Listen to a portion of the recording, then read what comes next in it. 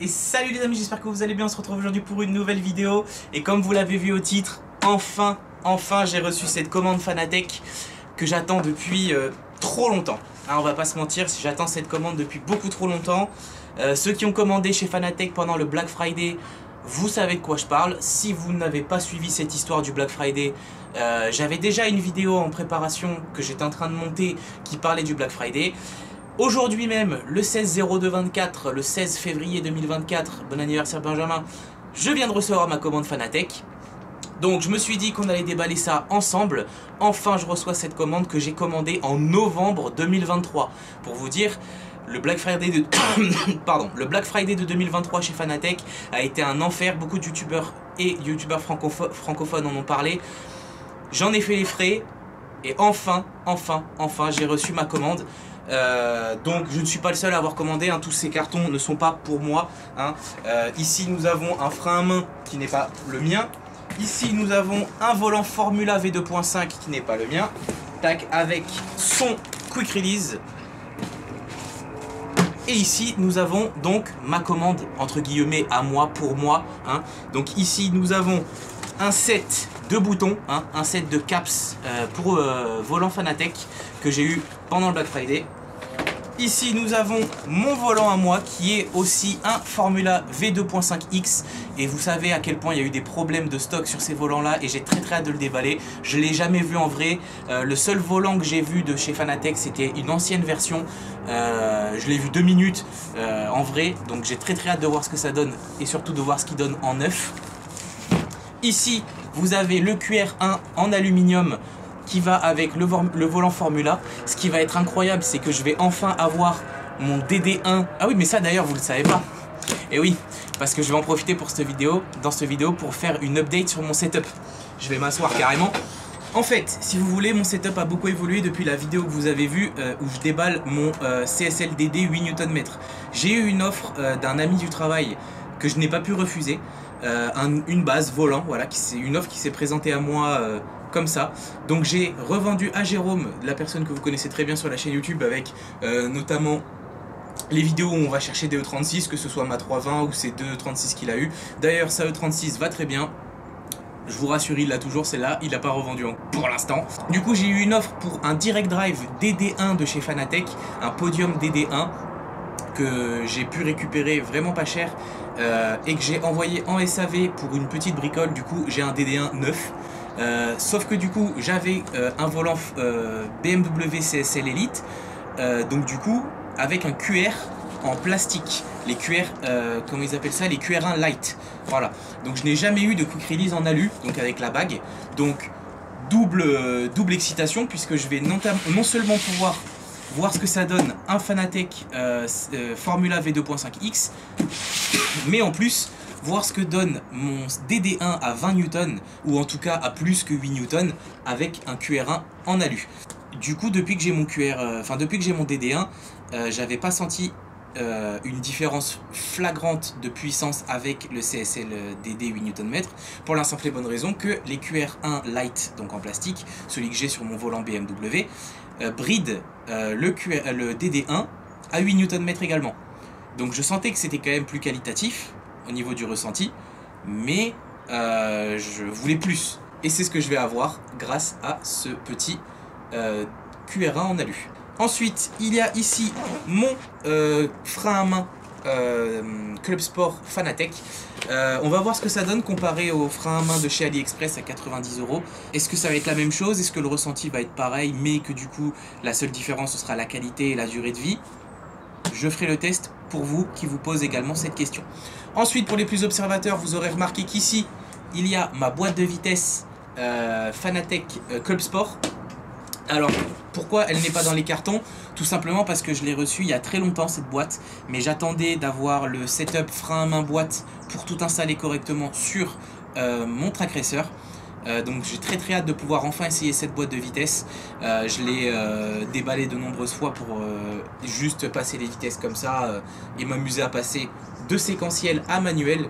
Puisque si vous ne le saviez pas, cette boîte de vitesse a la capacité de passer de séquentiel à manuel avec un simple bouton, un simple clips. c'est la raison pour laquelle j'avais craqué sur cette boîte de vitesse que j'ai acheté un peu de temps après la vidéo où je vous montre le setup Fanatec. J'ai dû l'acheter peut-être 1 mois et demi, 2 mois après, donc c'est-à-dire en allez, on va dire peut-être novembre ou décembre, et depuis j'attends de recevoir le reste pour tout installer définitivement sur mon setup. Puis entre temps j'ai eu le changement du coup du CSL DD que j'ai changé par le DD1 et tout ça, donc j'ai très hâte d'enfin installer tout ça. Donc ce que je vous propose, c'est qu'on va commencer par vous présenter la boîte de vitesse si vous ne la connaissez pas, étant donné qu'elle est déjà déballée. Et ensuite, on déballera mes colis, donc mon frein à main, mon QR1 et mon volant Formula. Alors voici les amis plus en détail le carton de la boîte de vitesse Fanatec. Voilà. Très joli carton. Alors, il faut savoir une chose, c'est que oui, cette boîte de vitesse a un prix, hein, on va pas se mentir. C'est quand même onéreux, en tout cas de base. Dans tous les cas, les produits Fanatec dans la globalité sont assez onéreux, mais je trouve qu'au niveau qualité, on s'y retrouve plutôt bien. Donc si vous hésitez à acheter cette boîte de vitesse, laissez-moi vous dire que vous pouvez y aller vraiment les yeux fermés. C'est vraiment quelque chose de vraiment incroyable. Cette vidéo n'est pas sponsorisée par Fanatec, hein, je ne suis pas du tout sponsorisé pour dire ça. Je parle simplement de mon ressenti et de mon expérience avec ces produits. Ici, vous avez un deuxième pommeau de vitesse. Donc ici, c'est pour le pommeau en séquentiel, pour pouvoir l'attraper plus facilement, pour pouvoir tirer pour monter les vitesses et pousser pour rétrograder. D'accord? Donc, tout est en aluminium, avec un filetage au fond pour pouvoir visser et dévisser les pommeaux. De base sur la boîte, donc il y a aussi bien évidemment les câbles pour les connecter, mais ça on s'en fout un petit peu. De base sur la boîte, il y a le pommeau de vitesse de boîte manuelle, d'accord. Donc je vais vous sortir la boîte tout de suite. Tac, vous voyez que c'est très bien emballé comme d'habitude chez Fanatec. Hop. Et ici vous avez la bête, donc extrêmement bien finie. Incroyablement belle. Ici à l'arrière vous avez la connectique pour la connecter soit directement sur votre base ou avec l'adaptateur sur votre PC. Là ici vous avez le petit switch, donc là vous pouvez voir qu'on est en sec, donc en séquentiel, et si je veux la passer en boîte manuelle, j'ai juste à mettre mon doigt ici, tac, et on est passé en manuel. Pour repasser en séquentiel, on fait la même chose, hop, on se met des deux côtés, ça marche mieux. Hop, et on est en séquentiel. Alors, en séquentiel, comme je vous le disais, je vais baisser un petit peu la caméra. Tac. En séquentiel, il suffit de venir tirer pour monter la vitesse. Elle revient toute seule au milieu. Et de pousser pour rétrograder. Ensuite, on repasse donc en manuel. Tac, comme ceci. Et donc là, vous retrouvez le pattern ici en H d'une boîte classique, à savoir première, deuxième, troisième, quatrième, cinquième et sixième. Et sur cette boîte Fanatec, une 7e vitesse. Pour accéder à la 7e vitesse, on appuie et on passe la 7. Pour la marche arrière, rien de plus simple. On appuie et on passe la marche arrière, comme pour les E36 ou les BMW pour ceux qui en ont. Et donc, vous avez vos 8 rapports en comptant la marche arrière. Vous avez, pour terminer, sur la boîte de vitesse, ici, une petite vis que vous pouvez régler, et cette vis va simplement venir régler la dureté avec laquelle vous devez passer vos rapports, que ce soit en manuel ou en séquentiel, si vous voulez quelque chose d'un peu plus mou ou quelque chose d'un peu plus dur. Alors les amis, on passe ensuite à ce que je viens de recevoir aujourd'hui. On commence doucement avec les petits button caps. Ces petites capsules en plastique vont servir tout simplement à customiser notre volant au niveau des touches. Pour simplifier les choses, si par exemple vous avez un volant rond ou plat en bas, Porsche ou un Club Sport RS ou ce genre de volant, et que vous voulez customiser les touches de votre voiture comme vous le souhaitez, vous pouvez mettre par-dessus les boutons d'origine ces petites capsules de couleur en plastique et y venir tout simplement y coller l'icône qui correspond à la touche que vous voulez. Par exemple, ici, Lock Left, vous avez augmenté le blocage de différentiel. Vous avez ici par exemple, tac tac tac, les feux, ici, avec les feux de route, les feux de croisement et compagnie. Enfin bref, vous avez les réglages du traction control ici. Enfin voilà, vous avez de quoi customiser votre volant. Normalement, c'est au prix de 25 ou 30 euros sur Fanatec. Pendant la période du Black Friday, je l'ai eu à 5 euros. Donc j'ai craqué, je me suis dit que ça allait me servir. Donc un jour ou l'autre ça me servira. Au moins je l'ai payé que 5 euros. Et c'est toujours cool de l'avoir. Ensuite on passe au fameux Quick Release en alu. J'ai très hâte de voir ce que ça donne.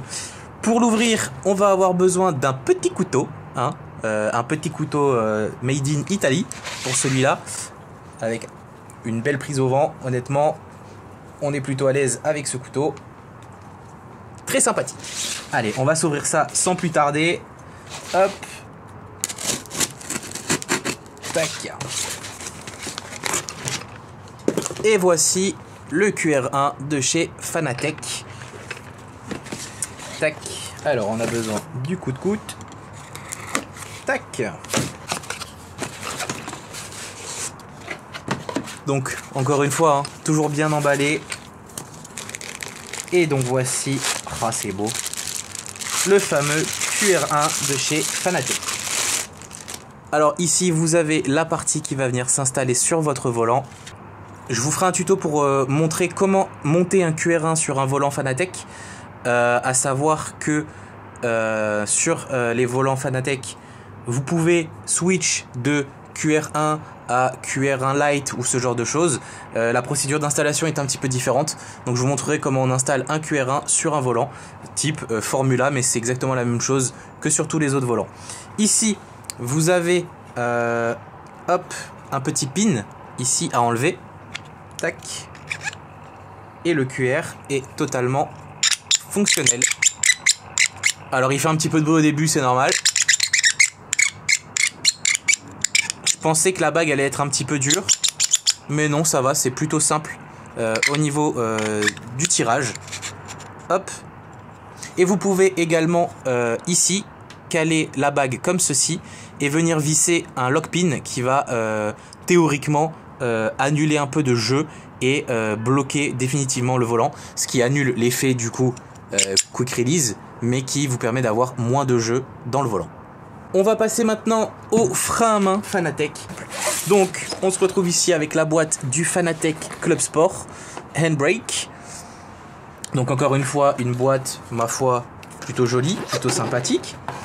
Donc on va enlever les petits scotch. Tout est très bien emballé. Ça ne nous surprend plus de la part de Fanatec. Hop. Et donc ici on se retrouve avec le frein à main, avec ici les connectiques pour les différents câbles. On a ici un adaptateur qui rajoute du coup des prises sur une base ou un pédalier. Donc ça va rester ici. Hop. Avec les deux câbles. Et donc on a ici le fameux frein à main. Hop. Donc on va le sortir par ici. Et voilà. On se retrouve avec le frein à main. Hop. Alors au niveau de la finition, vraiment top. Il n'y a rien à dire. Je m'attendais à ce qu'il soit plus lourd que ça. Il est assez léger. Et par contre, du coup, au niveau du tirage, il faut y aller quand même. Hein. Là, je pourrais même pas le faire sur la table. Ah. Il est vraiment assez dur à tirer quand même. Hein. Il faut vraiment y aller. Donc, je m'attendais pas à ce qu'il soit si dur. Normalement, je pense qu'on peut régler ça. Mais là, c'est vrai qu'il est vraiment plutôt dur. Alors, pourquoi j'ai attendu de poser ma boîte de vitesse? Pourquoi j'ai attendu de recevoir le frein à main avant de poser la boîte de vitesse?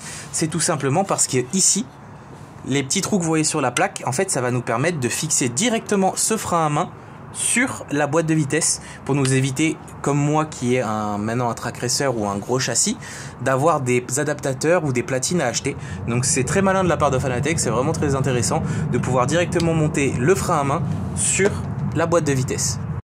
Ici en haut vous avez la petite poignée en mousse qui, ma foi, a un bon grip, elle est agréable à tenir. Donc voici en haut comment ça rend. Hop. Ce frein à main, là, il est en position droite, donc c'est-à-dire qu'il est comme ceci, et je le tire comme ça. Si jamais vous voulez changer, vous pouvez le mettre dans ce sens, et en tournant la platine ici que vous avez, vous pouvez vous retrouver avec un frein à main droit, comme un frein à main dans une voiture. Donc moi je le mettrai comme ceci, puisque moi j'ai besoin de l'avoir comme ceci, puisqu'il est comme ça dans ma BM.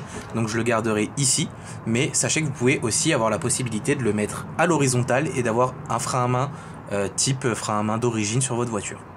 Alors les amis, on arrive à court de batterie dans la caméra. J'espère que je vais avoir le temps de finir de vous présenter la pièce de résistance de cette commande, à savoir mon volant Formula V2.5X.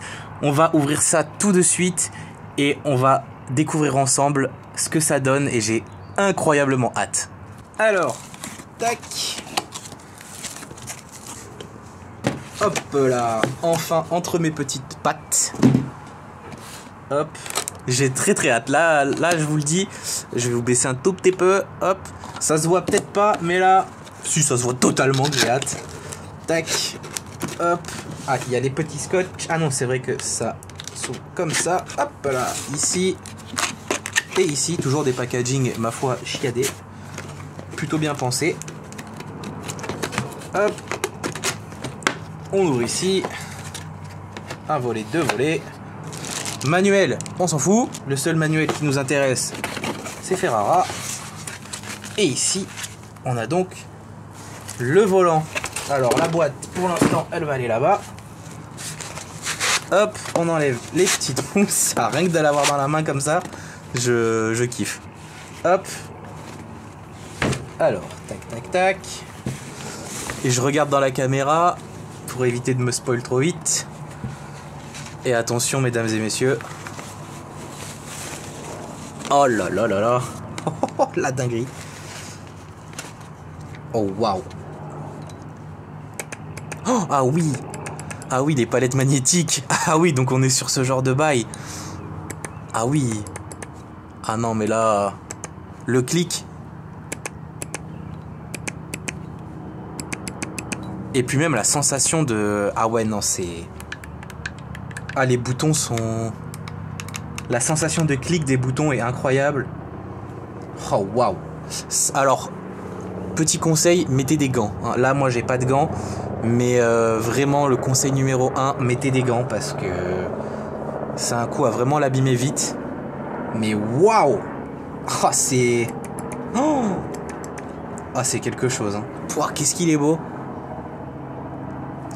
J'attends depuis novembre pour ça. Et ben, je suis pas déçu, je vous le dis. Vous avez tellement de boutons, tellement de possibilités. Oh là là là là là là. Ah, il est incroyable. Ici donc vous avez l'emplacement où viendra se mettre le QR1. Donc je vous ferai une vidéo, dans cette vidéo là pardon, je vous montrerai comment on installe le QR sur le volant. Là j'ai juste plus de batterie dans la caméra, donc elle va couper d'une minute à l'autre, et on se retrouvera pour vous directement après pour l'installation du Quick Release sur le volant. Et on ira également installer du coup le volant et le QR sur le DD1, et on installera aussi la clé qui débloque les 20 Newtons sur le DD1. J'installerai également la boîte et le frein à main, au moins on pourra voir ce que ça donne. Le setup terminé, et j'ai très hâte de voir ce que ça donne. Du coup, vous avez vu la présentation de tous les nouveaux éléments que j'ai reçus de chez Fanatec. Je les ai déjà montés sur le TR120. C'était très simple à monter, il n'y a pas de problème. Niveau des fils, pareil, des câblages, c'était très simple aussi. Tout est relié sur ma nouvelle base que je vais vous présenter également pour ceux qui ne l'ont pas vu ou qui n'ont jamais vu de DD1, même si c'est peu probable que vous n'en ayez jamais vu si vous vous intéressez un peu au sim racing. J'ai pas encore peaufiné totalement mes réglages parce que j'avais jamais encore eu de volant avec un QR1 en alu. J'avais toujours eu un QR1 Lite que je vous montrerai sur mon volant BMW CSL Elite. Donc c'est vrai que j'avais jamais eu l'occasion de tester le DD1 à son potentiel max, donc j'ai pas encore fini de bien régler les réglages, de bien régler comme je veux les sensations sur mon V2.5X, mais on s'y approche, c'est vraiment déjà pas mal. Donc je vais vous montrer tout ça, Et puis je vous parlerai des futures améliorations que j'espère faire sur ce châssis. Donc du coup, pour commencer, ici on a le petit DD1. Alors avant il y avait le CSL DD 8 Nm. Donc la différence d'installation entre le CSL DD 8 Nm et ce DD1, c'est qu'au lieu d'avoir deux plaques de chaque côté, là on n'en a qu'une. Il est très très lourd, donc j'ai encore plus galéré à l'installer que quand j'ai installé le CSL DD 8 Nm, vu que celui-là je l'ai installé seul. Mais bref, ici vous avez donc le volant que j'avais uniquement pour l'instant, enfin jusqu'à présent, le CSL Elite BMW. Donc un volant très sympathique, hein, sur le CSL DD, j'en étais très content. Là sur le DD1, j'ai un problème avec ce volant, donc j'ai déjà essayé de changer le QR Lite, puisque j'en ai un deuxième en stock que j'avais reçu, je ne sais pas pourquoi, quand j'ai commandé ce volant, il m'avait envoyé un QR1 Lite en plus, alors qu'il y en avait déjà un dessus. Donc j'ai essayé avec les deux QR1 Lite que j'ai, et en fait quand je joue, quand je tourne, à un moment en fait, il perd la connexion à la base, et mon force feedback pète un plomb, et voilà, le volant il pète un câble. Et la sensation elle est toute molle dans le volant, du coup c'est inconduisible. Donc vu que ce volant là c'est mon volant qui me sert pour le rallye et pour le drift, je vous avoue que c'est horrible, donc très très chiant. Donc j'ai fait un support Fanatec, donc j'attends de voir ce qu'on va faire avec ce volant. Enfin bref, du coup ensuite ici on a le volant Formula V2.5X avec le QR1 monté. Alors pour le monter c'est très très simple, hein. Vous avez 4 vis à visser et c'est tout. Voilà, on peut pas faire plus simple que ça. Il y a juste ces 4 vis à monter et ciao. Donc je voulais vous en faire une vidéo, mais vraiment rien de très palpitant. Alors oui, ça c'est parce qu'en fait, vu que les palettes sont magnétiques et que j'ai des outils, ça se colle. Mais t'inquiète, c'est rien. Hop là, voilà. Donc hop, le petit DD1, le petit Formula V2.5X. Quand je suis repassé sur le CSL Elite tout à l'heure pour jouer un petit peu et faire du drift et du rallye, c'est vraiment pas le même délire, hein. Ces palettes là et celle-là, enfin voilà quoi. Mais bon, ça fait le taf, c'est toujours ça. Donc voilà, maintenant j'ai mes deux petits volants. J'aimerais bien peut-être m'acheter un support mural pour me caler le volant ici contre le mur. Je sais pas, à voir, on verra. Et du coup ensuite on va aller s'installer dans le bousin. Tac. Et du coup ici je nous ai installé la petite boîte de vitesse, donc sur le support long arm de chez Track Racer. Je nous ai installé la petite boîte de vitesse Fanatec, donc pour l'instant qui est en H. J'ai mis ce pommeau là parce que je trouve que c'est le plus stylé, je le kiffe. Tac. Et même pour passer la marche arrière, hein, le frein à main me gêne pas du tout. J'avais peur qu'il me gêne. Pour passer la 1, il est très très loin. Et pour passer la marche arrière, j'ai encore beaucoup de marge. Donc il me gêne absolument pas. C'est juste un coup à prendre de passer de là à là. Vu que le frein à main est devant. Ce que j'ai fait en fait, c'est que je l'ai fixé verticalement. Puisque si je le fixais un peu penché, ça tapait en dessous. Donc je vais essayer de vous montrer. Tac. En fait ici voilà, du coup je pouvais pas fixer ma boîte puisque le frein à main était droit, enfin était justement penché. Je pouvais pas mettre la boîte suffisamment au milieu de la platine de fixation en dessous pour la fixer, donc j'ai dû le mettre droit. Là il est fixé sur le rail le plus proche de moi, donc c'est pas mal. Quand je le tire j'ai le coude assez proche du siège, enfin c'est pas mal. Ce que je pourrais faire c'est le fixer du coup sur le rail de derrière, donc ce rail-ci, pour du coup le pousser en avant et donc l'avoir un peu moins dans le champ ici de passage de main. Mais vraiment moi ça me gêne pas tant que ça. Après ça se fait vite, mais voilà. Le seul petit truc par contre que j'ai remarqué, c'est qu'en fait faites attention, enfin moi en tout cas ça me l'a fait, donc je vous en parle. Ici, vous avez donc les deux vis qui vous servent à dévisser cette plaque en alu pour venir visser le frein à main. Et en dessous, ici, vous avez une autre vis ici. Mais du coup, si vous la serrez trop fort quand vous la revissez, en fait ici, ça là, donc qui fait partie de cette grande pièce qui va jusqu'en bas, et ben en fait ça là, et ben ça vibre. Et donc en fait, quand vous tirez le frein à main, ça fait pas forcément du bruit, mais quand je tapais comme ça, bah ça faisait un bruit de fou, parce qu'en fait ça faisait ça. Donc du coup j'ai dû la dévisser un petit peu. Donc elle bouge pas, hein, mais c'est juste je l'ai dévissé de quelques quarts de tour pour éviter qu'il y ait trop de tension ici et que ça vous fasse des vieux bruits de merde. Juste à cause de ça là. Juste à cause de ce petit truc. Ouais, donc faites juste attention, si vous avez des bruits de merde, ça peut venir de là. Donc faites attention à ça. Mais sinon c'est tout. Du coup, le bouton pour la passer en séquentiel, il est toujours accessible, hein. J'ai suffisamment de place entre le mur et la boîte. Donc là, hop, on est en séquentiel. Là, hop, je nous passe en H. Voilà. On est bon. Ensuite, bah du coup, le seul point négatif que je pourrais donner, mais ça c'est pas à cause du DD1, c'est vraiment à cause de ce volant là, le CSL Elite BMW. Comme vous pouvez le voir, il y a beaucoup de jeux, et je pense que c'est aussi pour ça qu'il fait que bugger ce volant, parce que bah, c'est un QR1 light quoi, c'est un QR1 en plastique. La différence c'est que vous n'avez pas en fait l'effet, comment dirais-je, quick release que vous pouvez avoir avec un QR1 alu, puisque ici, donc à une main je pourrais pas le faire, mais il faudra d'abord dévisser cette bague qui en fait comprime un caoutchouc qui est censé mieux tenir le volant, mais bon, c'est un peu foireux selon moi, mais voilà.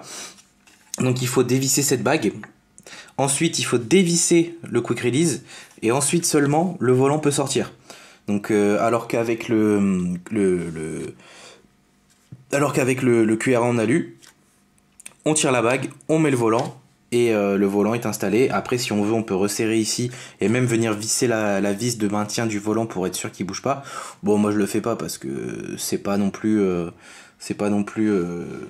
mon volant définitif et que je fais que changer puisque je passe de la F1 au rallye, au drift très très souvent. Donc là, ça me ferait juste perdre du temps, mais bon, du coup, je le fais pas.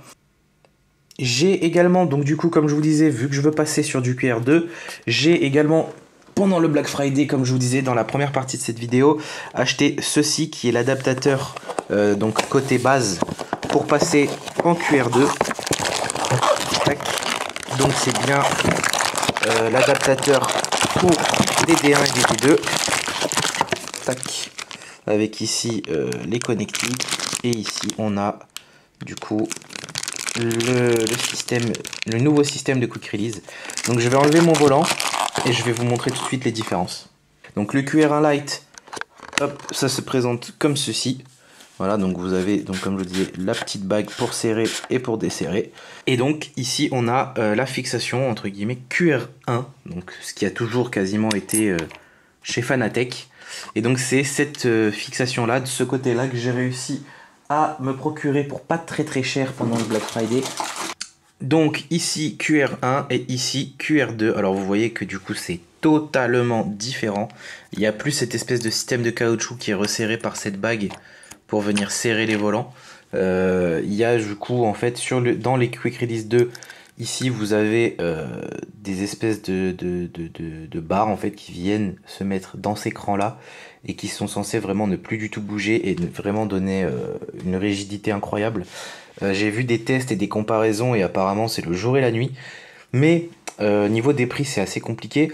Il faut savoir que en prix classique, en prix normal, cet adaptateur, donc côté base, pour passer de QR1 à gauche à QR2 à droite, coûte 149 €. Donc pour certains, vous allez trouver ça abusé. J'en fais partie, hein, vous inquiétez pas, je trouve ça totalement abusé. Pendant la période du Black Friday, donc de l'année dernière, je l'ai eu à 29 € comme je vous disais tout à l'heure dans la première partie de la vidéo. Donc c'est pour ça que je me suis permis de me le prendre. Mais du coup, vu que je l'ai, j'ai très fortement envie de passer en QR2. Je pense pas qu'il y aura des promos sur les QR2 d'ici là. Donc je pense que je vais vraiment devoir juste prendre un QR2 et raquer ma mère. Parce que les QR1 ils sont encore vendables, enfin ils sont encore en vente sur le site de Fanatec au prix de 49 €. Un QR2 c'est 99 €. Hein? Si vous voulez passer en QR2, bah dites-vous que ça vous fait 100 € par volant. Donc ça fait plutôt mal. Et j'ai vu qu'il y avait un pack à 250 avec 3 Quick Release 2. Mais bon, ça reste quand même 250 €. Pour avoir 3 Quick Release 2, ça fait quand même un peu mal. Donc après, c'est à voir selon votre budget et selon aussi combien vous avez de volants. Si vous avez que le volant de Formula, bah, c'est pas très cher et vous pouvez vous en sortir. Mais si vous êtes comme moi et que vous voulez avoir plusieurs volants et que vous voulez migrer sur la nouvelle technologie des QR2, vous allez devoir raquer et ça va faire très mal au portefeuille. Donc voici ce qui conclut cette vidéo sur mes nouveaux produits Fanatec. J'ai hâte de recevoir mes gants pour éviter de trop abîmer mon Alcantara sur le volant. Au niveau du frein à main et de la boîte, voilà, je vous remontre un petit peu d'extérieur. Je trouve ça vraiment très stylé, ça termine le setup, ça l'embellit, ça le magnifie, j'adore. Je suis très content. J'ai un peu roulé avec des BM et des voitures de drift que j'ai l'habitude de rouler sur Assetto Corsa.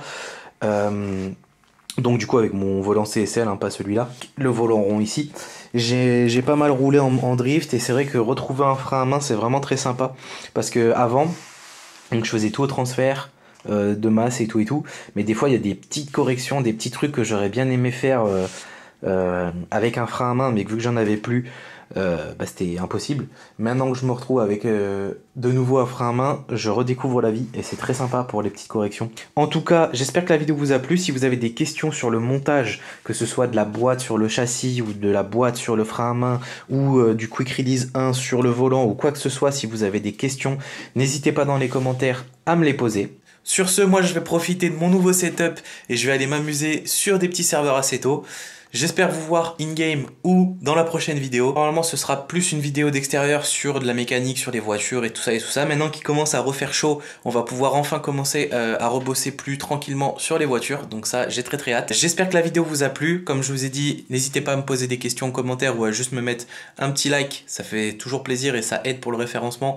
Et on est bientôt aux 1200 abonnés, donc si on peut se donner ça comme objectif pour ce début d'année 2024, les 1200 abonnés, ce serait insane. Donc j'espère que ça vous a plu, je vous dis à la prochaine, très hâte de reprendre les vidéos en extérieur et très hâte de reprendre les vidéos tout court. Il s'est passé beaucoup de choses dans ma vie perso, mais là on est sur des rails et ça a l'air d'être plutôt calme en ce moment, donc c'est top, on va pouvoir rush les vidéos. Je vous dis à la prochaine, ciao.